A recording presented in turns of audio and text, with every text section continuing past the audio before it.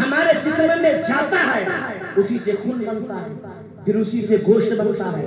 تو جب رشتے حرام جائے گا تو ظاہر سی بات ہے وہ اپنا اثر تو چھوڑے گا، اپنا اثر تو ڈالے گا نا. حضور مقبول ملت نے پوری زندگی جو رزق حاصل کرنے کا طریقہ اختیار کیا وہ اللہ. سبحان اللہ. اس لیے آج ان کے سارے صاحبزادگان خوش اور خرم ہیں، چونکہ ان لوگوں کی پرورش انہوں نے رشتے حلال سے کیا تھا، رشتے حلال سے کیا تھا. آج اسی کا ثمرہ دکھائی دے رہا ہے، آج اسی کے اثرات رونما ہو رہے ہیں. اس لیے میں تمام مریدین متوسلین اور تمام حضرت کے چاہنے والوں سے یہ گزارش کرنا چاہتا ہوں، اگر آپ سچی عقیدہ رکھنے والے ہیں، اگر واقعی ان کی بارگاہ سے فیض پانا چاہتے ہیں تو حضرت کی زندگی کا یہ حصہ اختیار کیا، حضرت کی زندگی کا اس حصے پر آپ اپنا عمل لائیے، انشاءاللہ تعالیٰ کامیابی ملے گی انشاءاللہ. اور جو واقعات مجھے سننے کو ملے لوگوں کی زبانی، وہ سن کے تو میں حیران ہوں، ہے نا. حضور مقبول ملت سے جو مرید ہوتا تھا، ایسا نہیں کہ حضرت اپنے گھر میں ہے اور مرید اپنے گھر میں ہے تو حضرت مرید سے بھی خبر ہے. حضرت مکمل طریقے سے متوجہ رہا کرتے تھے. ابھی محمد اکبر صاحب جو یہاں سراتو کے رہنے والے ہیں، ان کی زبانی ایک بات مجھے معلوم ہوئی کہ یہ ریاض میں رہتے تھے. تو ریاض میں کچھ لوگوں نے ان کو بتایا کہ مدینہ شریف میں ایک بہت بڑے اللہ کے نیک بندے رہتے ہیں، ان کا نام ہے عارف حسین، اور وہ مدینہ شریف میں رہتے ہیں، ان کی زیارت کی جائے. یہ کئی دفعہ گئے مدینہ شریف لیکن ان سے ملاقات نہیں ہو پائی. اس کے بعد کئی لوگوں سے انہوں نے پوچھا کہ عارف حسین صاحب کہاں رہتے ہیں، میں ان سے ملنا چاہتا ہوں. تو ایک صاحب وہاں ملے اور کہنے لگے کہ آپ پریشان مت ہوئیے، یہاں اگر آپ نے عرضی لگا دی ہے تو یہاں کی عرضی کینسل نہیں ہوگی، ملاقات ہوگی آپ سے انشاءاللہ. پھر وہ انڈیا آ گئے. آنے کے بعد اپنے پیر و مرشد حضرت سیدی سرکار مقبول علیہ رحمت سے ملاقات ہوئی. انہوں نے سارا واقعہ بیان کیا. انہوں نے کہا ہاں حضور مجاہد ملت کے بہت چاہنے والے ہیں، حضور مجاہد ملت کے بہت بڑے عاشق ہیں، بڑا لگاؤ ہے، اور ان کا نام عارف حسین ہے، اور یہ ان کا ٹیلی فون نمبر ہے. جب مدینہ جانا تو بات کر کے ان سے ملاقات کر لینا. سبحان اللہ. بات کر کے ملاقات کر لینا. جب یہ دوبارہ گئے انہوں نے کیا، رابطہ ہوا، پھر انہوں نے دعوت دی، گھر گئے، چاہے ناشتہ ہوا، پورا واقعہ انہوں نے بیان کیا ہے. اس کے بعد انہوں نے کہا کہ اچھا موقع ہے، ایک بزرگ کی بارگاہ میں آیا ہوں تو تھوڑی سی خدمت کر لوں، کچھ مزید فیض حاصل کر لیا جائے. جب آپ ان کے قریب گئے کہ لاؤ پیر دبا دوں، ہاتھ دبا دوں، تو آپ نے فرمایا اکبر ایسا کرو الہ آباد جاؤ اور قاری صاحب کی خوب خدمت کرو، اس لیے کہ وہ الہ آباد کے لیے بہت بڑی نعمت اور خدا کی بہت بڑی رحمت ہے. الہ آباد کے لیے بہت بڑی نعمت اور خدا کی بہت بڑی رحمت ہے، جاؤ انہیں کی خدمت کرنا. اور یہ عارف حسین صاحب کس پائے کے تھے معلوم ہے آپ کو؟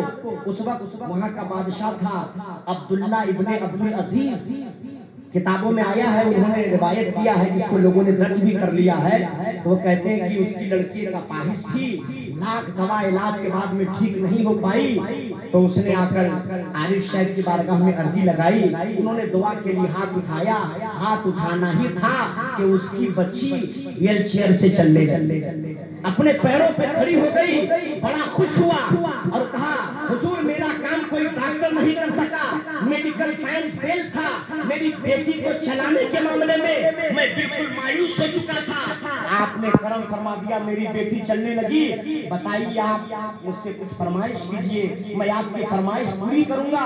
اللہ کا ولی اتنا بے نیاز ہوتا ہے، اس کو دنیا کی حاجت ہی نہیں ہے، دنیا کی ضرورت ہی نہیں ہے. جب اس نے کئی دفعہ کہا تو آپ نے فرمایا اچھا ایسا کرو، مسجد نبوی 11 بجے رات کے بعد بند کر دیا جاتا ہے، پھر تہجد کے وقت میں کھولا جاتا ہے. اگر تم میری بات ماننا ہی چاہتے ہو تو ایسا کرو مسجد نبوی کو 24 گھنٹے کے لیے کھول دو، تاکہ نبی کے عاشق جو دنیا سے آتے ہیں رات و دن مصطفیٰ کی بارگاہ میں آ کر زیارت کیا۔ سبحان اللہ سبحان اللہ۔ آپ غور فرمائیں کہ شان کے مالک تھے حضرت، جن کے اس میں آپ لوگ آئے ہیں، اس لیے آپ سبھی لوگ دیکھیے پیر کی بارگاہ میں آپ آئیں تو سچی خراج عقیدت کیا ہے۔ آج کل لوگ چادر چڑھاتے ہیں، پھول پیش کرتے ہیں، اچھی بات ہے، آپ پھول پیش کیجئے، چادر چڑھائیے، یہ بھی عقیدت کا ایک طریقہ ہے، لیکن بزرگ کی بارگاہ میں جو سب سے اہم معاملہ ہے وہ یہ کہ ان کے مشن پہ کام کیجیے۔ وہ جو مشن لے کر آئے تھے اس مشن میں لگ جائیے، جس مشن پہ انہوں نے اپنی زندگی کو گزارا اسی مشن پہ آپ بھی لگ جائیے۔ حضور مقبول ملت کا مشن کیا تھا؟ کچھ بھی ہو جائے مسلک اعلیٰ حضرت دامن سے چھوٹنے نہ پائے۔ ان کا مشن کیا تھا؟ مصطفیٰ جان رحمت کی شان میں کوئی اگر ادنا توہین کر دے گا ہم اسے کسی بھی حال میں چھوڑیں گے نہیں۔ ان کا مشن کیا تھا؟ 5 وقت کی نماز پابندی کے ساتھ پڑھو۔ ان کا مشن کیا تھا؟ کبھی جھوٹ نہ بولو، کبھی چغلیاں نہ کھاؤ۔ ان کا مشن کیا تھا؟ رزق حلال سے اپنے آپ کو قریب کر لو۔ ان کا مشن کیا تھا؟ صرف اپنا خیال نہ رکھو، امت مصطفیٰ کا خیال رکھو۔ تو اس مشن پر کام کرنے کی ضرورت ہے۔ انشاءاللہ تعالیٰ کریں گے نا آپ لوگ؟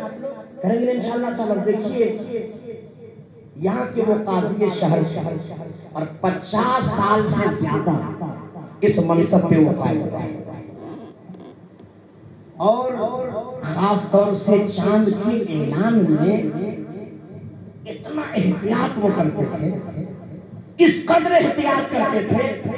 آپ پوچھیے حضرت کے مریدین سے کہ رمضان کے 29 تاریخ کو اکثر ان کے مریدین جو آس پاس رہتے تھے افطار پولی پہ جا کے کرتے تھے، چاند دیکھنے کے لیے آپ پوری ٹیم بھیجا کرتے تھے۔ ایک دفعہ الہ آباد میں چاند نظر نہیں آیا، 29 شعبان کی تاریخ کی رمضان کا چاند نکلنا تھا، اتفاق سے ہمارے کنڈا میں چاند نظر آ گیا، تو ہم لوگ وہاں تراویح کی نماز میں مصروف ہو گئے۔ بات ہوئی حضرت سے تو میں نے کہا جی حضور یہاں تو ہم لوگوں نے چاند دیکھا ہے، میرے پاس شریف تصدیق بھی ہے۔ معلوم ہے حضرت خود چل کے وہاں دارالعلوم قاضی اشرف خود چل کر کے گئے۔ اس وقت میں تراویح کی نماز پڑھ کے نکلا، جیسے ہی میں مدرسے کے گیٹ پہ پہنچا تو حضرت کی گاڑی آ گئی۔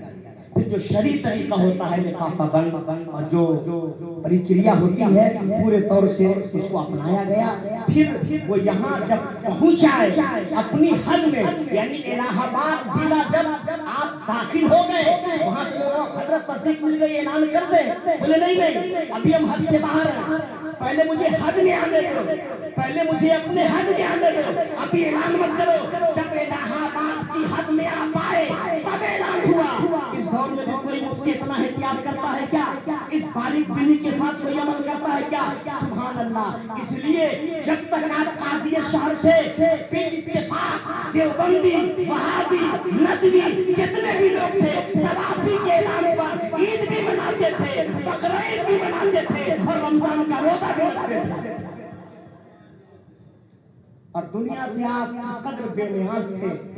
جب 1986 میں یہاں دنگا ہوا، جب 1986 میں دنگا ہوا بڑے حالات خراب تھے، آپ لوگوں کو معلوم ہے، تو اس وقت یہاں کے پرشاسن نے آپ کو سیکورٹی دینے کی کوشش کیا کہ حضرت سیکورٹی لے لیجیے آپ، کیونکہ آپ قاضی شہر ہیں، ہر طرح کے لوگ آپ سے آتے ہیں ملنے جلنے کے لیے، تو اس موقع پر آپ نے سیکورٹی لینے سے انکار کر دیا۔ ارے بھائی جو مجاہد ملت کی سیکورٹی میں ہو، جو اعلیٰ حضرت کی سیکورٹی میں ہو، جو مفتی اعظم ہند کی سیکورٹی میں ہو، اس کو دنیاوی سیکورٹی کی ضرورت کیا ہے؟ سبحان اللہ۔ حضور مقبول ملت کی نظر دنیا کے حکمران کی طرف نہیں تھی، ان کی نظر تو عید احمد رضا کی طرف تھی۔ اس لیے آپ سب لوگوں سے میری گزارش ہے کہ اعلیٰ حضرت کے مشن پہ کام کیجیے۔ آج بہت لوگ مسلک کا نقصان پہنچا رہے ہیں، کر رہے ہیں کہ ابھی ایک نئی ٹیم، ایک نئی جماعت مولائیت والے طرح طرح کے جملے آپ سوشل میڈیا کے ذریعے سنتے ہوں گے، بڑا عجیب و غریب ایک فتنہ پیدا ہو گیا ہے۔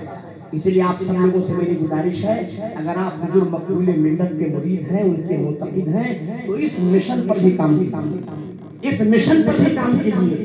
حضرات وقت نہیں ہے کہ میں بہت زیادہ تفصیلی، مولانا عبدالحادی صاحب بنارس سے تشریف لائے ہیں، بہت بڑے عالم ہیں اور مسلک کے بہت زبردست پابند ہیں، سبحان اللہ۔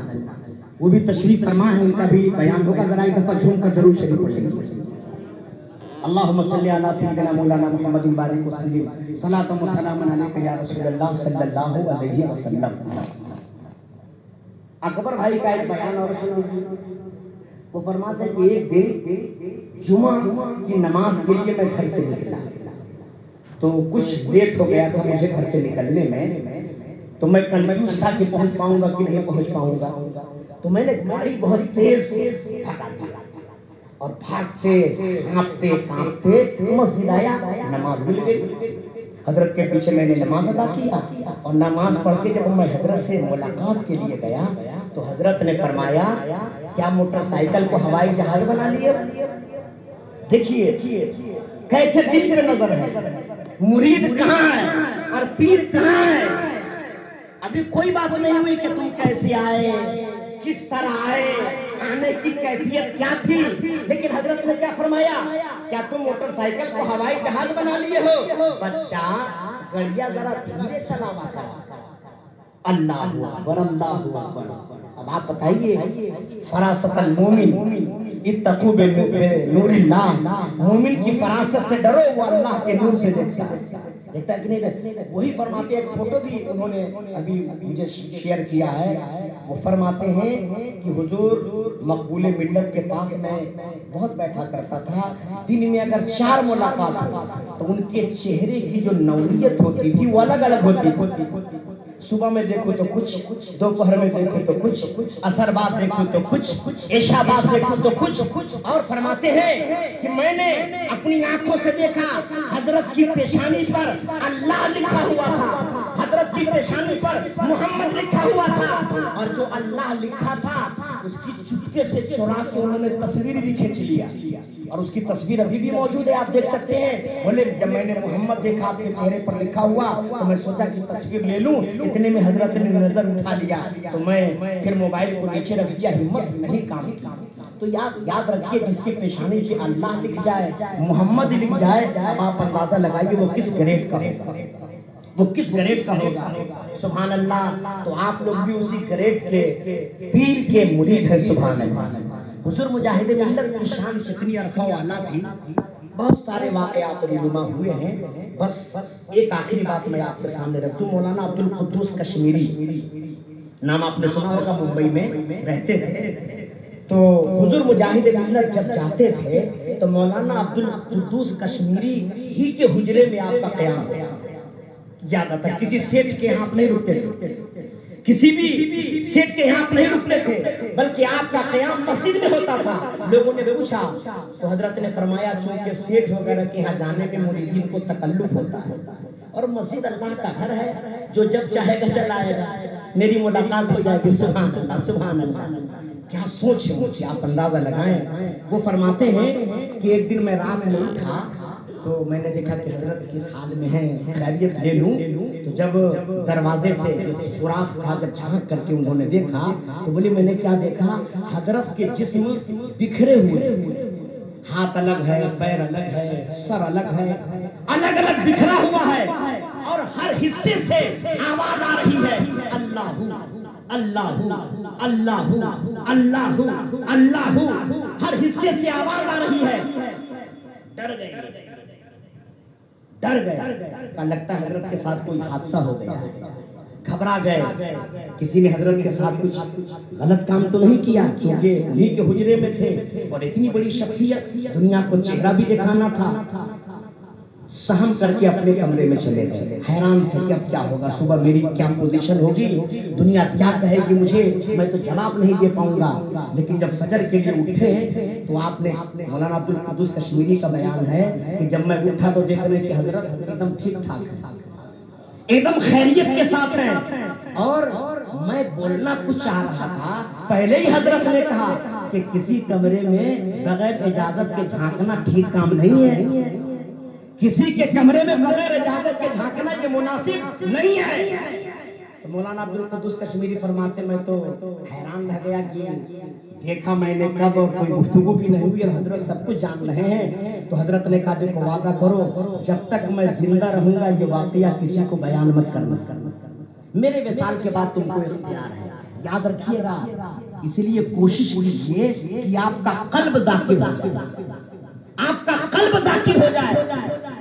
صرف اللہ اللہ اللہ زبانی کہتے ہی رہتے ہیں آپ کہیے, لیکن تصور شیخ میں جا کر پوری کوشش کیجیے کہ میرا قلب ذاکر ہو جائے.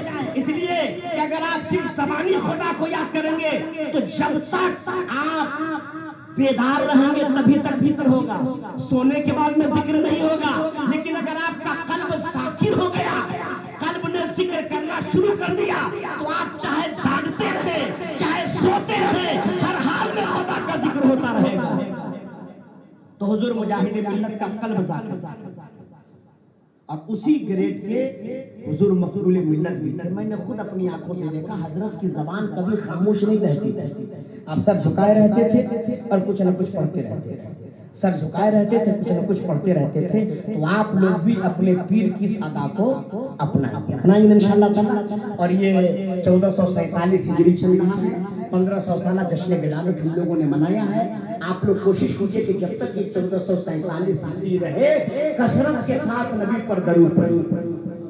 ابھی ربیع الاول شریف کے آنے سے پہلے جیسے ہی محرم الحرام کا چاند نکلا تو میں نے ایک ٹارگٹ بنایا کہ 12 ربیع الاول شریف کو صبح صادق کے وقت کم سے کم نبی کی بارگاہ میں 15 کروڑ درود شریف کا تحفہ پیش کریں گے.